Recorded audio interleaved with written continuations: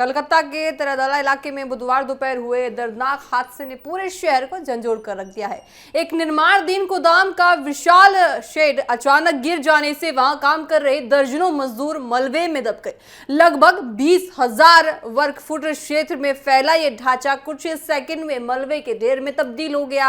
हादसे के बाद घटनास्थल पर अफरा तफरी मच गई और राहत बचाव कार्य भी शुरू कर लिया गया।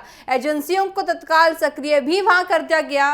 आपको बताएं कि जानकारी के अनुसार हादसे के समय वह 50 से 60 मजदूर मौजूद थे। भारी देखिए आपको बताएं लोहे के विशाल बीम और निर्माण सामग्री के नीचे कई लोगों के दबे होने की आशंका अभी भी बनी हुई है। बचाव कार्यों के अनुसार मलबे के भीतर से लोगों की आवाजाही आपको बताएं जो सुनाई दे रही है, आवाजें सुनाई दे रही हैं, वो चीख पुकार कर रहे हैं, जिसके बाद राहत कार्य को और ज्यादा तेज कर दिया गया है। स्थिति की गंभीरता को देखते हुए सेना यानी एनडीआरएफ, दमकल विभाग और स्थानीय प्रशासन की टीमों को मौके पर तैनात भी किया गया है।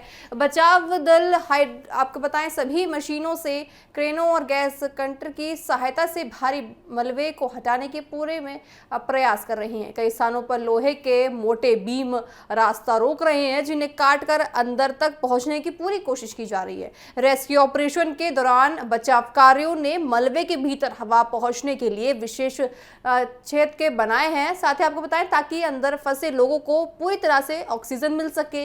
विशेषज्ञों का मानना है कि ऐसे हादसे को शुरुआती घंटे बेहद महत्वपूर्ण होते हैं, इसलिए हर संभव तकनीक का उपयोग किया जा रहा है। अब तक कई लोगों को सुरक्षित बाहर भी निकाल लिया गया है। घायलों को तत्काल अस्पताल भी पहुंचा लिया गया है। घायलों का इलाज एसएसकेएम अस्पताल में जारी है और अस्पताल प्रशासन ने आपातकालीन स्थिति को देखते हुए डॉक्टरों और मेडिकल स्टाफ की अतिरिक्त टीम तैनात कर ली है। कई एम्बुलेंस भी मौके पर तैनात की गई हैं ताकि जरूरत पड़ने पर तुरंत चिकित्सा सहायता उनको मिल सके। रात होने के बाद भी बचाव कार्य नहीं रुक पाया है। देखिए अंधेरा होने वाला है, ऐसे में पूरी कोशिश की जा रही है कि अंधेरे से पहले जो है सारी चीज़ों को देख लिया जाए, सभी लोगों को बाहर निकाल लिया जाए। फंसे हुए लोगों का सटीक स्थान पता लगाने के लिए पूरी तरह से ड्रोन तकनीक और पूरी तरह से देखिए कोशिश की जा रही है। मलबे के विशालता और संरचना के कारण राहत अभियान चुनौतीपूर्ण बना हुआ है, लेकिन बचाव दल लगातार प्रयास कर रहा है कि घटनास्थल पर वरिष्ठ प्रशासनिक अधिकारी और पुलिस अधिकारी लगातार निगरानी बनाए हुए हैं। राहत अभियान की प्रतिक्रिया देखिए हर स्तर पर नजर रखी जा रही है। प्रशासन का कहना है कि जब तक ये सुनिश्चित नहीं हो जाता कि कोई व्यक्ति मलबे के नीचे नहीं फंसा है, तब तक ऑपरेशन जारी रहेगा। हादसे के कारणों को लेकर भी सवाल उठने लगे हैं। निर्माणाधीन ढांचे की गुणवत्ता, सुरक्षा मानकों के पालन और तकनीकी पहलुओं की जांच की जाएगी। विशेषज्ञों का मानना है कि ये जांच रिपोर्ट से ये स्पष्ट हो जाएगा कि हादसा तकनीकी खामी, निर्माण में लापरवाही या किसी अन्य कारण से हुआ था। फिलहाल देखिए पूरे कलकत्ता की नजर तरदाल में चल रहे रेस्क्यू ऑपरेशन पर टिकी हुई है। उससे पहले आपको सुनाते हैं कि आखिर क्या कुछ वहां लोग कह रहे हैं, जो लोग मौजूद हैं उनका क्या कुछ कहना है। जिम्मेवारी कलकत्ता पोर्ट ट्रस्ट को लेना पड़ेगा, प्रशासन को लेना पड़ेगा, क्योंकि यहाँ के लोग बहुत बार इस प्रेमिसेस को लेके पोर्ट ट्रस्ट को कंप्लेन किए थे, कलकत्ता नगर निगम को कंप्लेन किए कि इलीगल यहाँ पर काम हो रहा है। लेकिन अगर सब कुछ आंख बंद करके रहेंगे, अगर सिर्फ खेला होगा, पैसे का खेला होगा, तो उसका नतीजा यही होगा कि मासूम लोग मारे जाएंगे, मजदूर लोग मारे जाएंगे, गरीब लोग मारे जाएंगे। और वही हुआ कि वही लोग यहाँ पर मरे हैं, या जो लोग 50 लोग अंदर फंसे हुए हैं। यही दुआ करेंगे कि जिंदा रहें, सही सलामत रहें। अगर मौत के घाट भी उतरते हैं, जिम्मेवारी तो राज्य सरकार को अभी लेनी पड़ेगी, जो भी सरकार आए हैं पोर्ट ट्रस्ट को लेनी पड़ेगी। मुआवजा देना पड़ेगा उनको, मजदूरों के परिवार को उनका जो है मुआवजा देना होगा। ये मुतालबा कर रहे हैं। इस घटना में निंदा करने का और घटना के बारे में कुछ गलत बोलने का नहीं है। इंसानियत में ही बोलेंगे।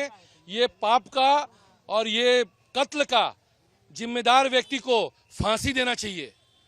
जो निरीह श्रमिक गरीब किस्म के लोग कम से कम नहीं तो अपने हाथ से 10 लोगों को निकाले हैं, सुबह से 10 लोगों को निकाले हैं और अंदाजन सैकड़ों अभी अंदर में है, करीब सैकड़ों अंदर में है। और यहाँ राजनीति नहीं देखना चाहिए, कौन बीजेपी, कौन कांग्रेस, कौन सीपीएम नहीं देखना चाहिए। ये जो कराया है इसमें सरकारी लोग भी हैं, पोर्ट ट्रस्ट की भी गलती है। पोर्ट ट्रस्ट की भी गलती है कि आज यदि अपने जगह पे बनाने दे रहे हैं तो वो कैसे बन रहा है, कौन बना रहा है, कैसा क्वालिटी यूज हो रहा है, जिम्मेदारी लेना होगा।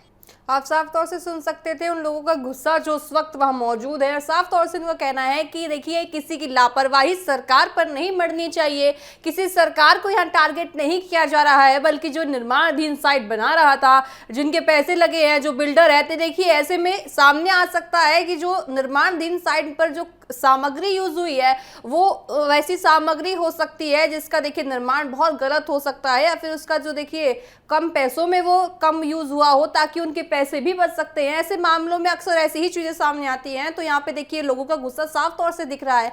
ये कह रहे हैं साफ तौर से कि इसमें सरकार का कोई भी कदम नहीं है, ना ही टीएमसी को गिरना चाहिए, ना ही बीजेपी को, लेकिन जो यहाँ लोग बिल्डर के हाथ में था, जिसके बिल्डर के हाथ में था, उसको साफ तौर से यहाँ कटघरे में खड़ा करना चाहिए। साथ ही हर यही उम्मीद लगाए बैठे हैं, हर लोग यही उम्मीद लगाए बैठे हैं कि मलबे के नीचे फंसे लोगों को तुरंत जल्द बाहर निकाल लिया जाए, उनकी जान बचा ली जाए, और सारी चीजों को देखिए, क्योंकि उनके परिवार भी इस वक्त पूरी तरह से व्याकुल हो रखे होंगे, क्योंकि उनके परिवार वाले मलबे के नीचे दबे हुए हैं। उन्होंने खुद कहा, जिनकी आपने अभी बातें सुनी, कि 10 लोगों को उन्होंने अपने हाथों से निकाला है। तो ऐसे में आप सोच सकते हैं कि कितने लोग अभी मलबे के नीचे अभी भी मौजूद हैं।